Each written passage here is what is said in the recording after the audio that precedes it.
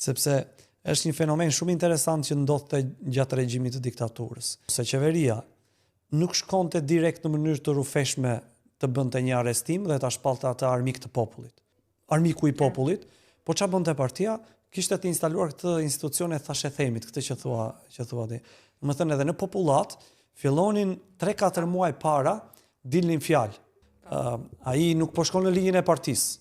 Jo po do ta gjej nga partia, jo po ai ishte armik i popullit, domethënë e konsumonte njëherë me thashethem publiku dhe mbasi publiku të shpallte aty armik sepse të frynte në një lloj mekanizmi. Qeveria shkonte dhe plotësonte një vullnet të popullit.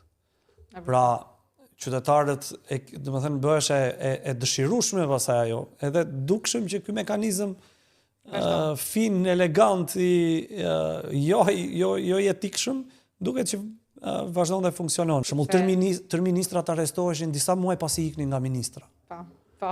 Ose gjithë zyrtarët fillojnë arrestohen ca muaj mbasi kanë ikur nga zyrtarët, që ti e lëshon njëra atë, fillon thashë themnaja dhe pastaj kur e kap, ke kapur të duhurin.